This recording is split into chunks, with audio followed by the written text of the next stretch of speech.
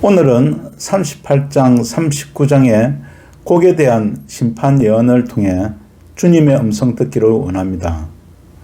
곡에 대한 해석은 다양합니다. 왜냐하면 지금까지 예언한 이방나라는 익숙하지만 곡은 아주 생소하기 때문입니다. 그래서 해석도 아주 다양한 것 같습니다. 곡은 마곡 왕의 이름이지만 1절에서 로스와 메색, 두발을 대표하는 왕으로 이해됩니다. 이들의 나라는 지금의 터키 지역과 이란 땅이라고 하지만 세상을 대표하는 왕으로 말씀하신 것 같습니다. 그러면 곡은 이스라엘을 멸망시키려는 악한 세력을 상징한다고 할 수 있습니다.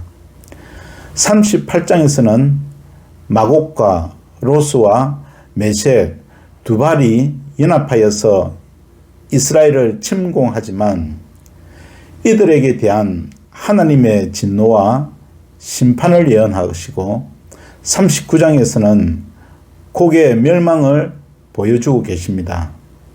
특별히 요한계시록 20장 8절에서 나오는 곡과 마곡이 나오는데 이는 마지막 때에 세상이 이스라엘을 공격하는 종말적인 전쟁으로 예언하신 것이지요.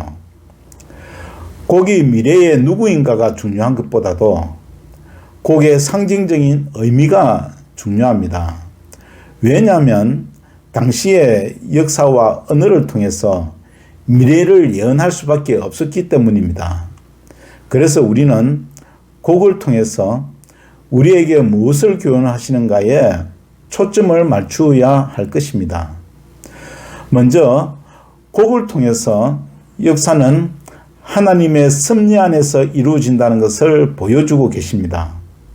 하나님께서 곡의 생각과 계획의 모든 것을 예언하셨다는 것입니다. 38장 6절에 보면은 내가 너희와 함께 끌어내리라. 또 그리고 7절에서는 너는 그들의 대장이 될지라.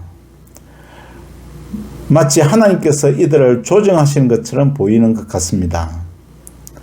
그런데 하나님께서 조정하시는 것이 아니라 하나님께서 얼굴을 가리셔서 손을 놓으신 것입니다. 그때 그들의 죄성이 격동하여 전쟁하게 되는 것이지요. 곡의 심판을 통해서 예수 그리스도께서 역사의 참 주인임을 더욱 확신하게 됩니다.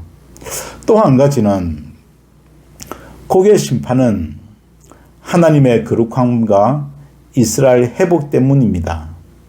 38장과 39장에서 거룩함이란 단어들이 여러 차례 나옵니다. 하나님께서 이스라엘을 심판하시고 이방 나라를 심판하시며 세상 종말이 올 수밖에 없는 것은 오직 하나님의 거룩함 때문이라고 강조하셨습니다. 그리고 39장 21절부터는 이스라엘의 회복을 예언하시는데 이는 성도의 구원을 반드시 이루기 위함임을 보여주십니다. 이것이 하나님의 섭리의 목적입니다. 그러므로 모든 인류의 역사는 하나님의 거룩함과 나의 거룩함을 위한 것임을 잊지 말아야 합니다. 그만큼 우리도 나의 거룩함을 위해서 노력해야 합니다.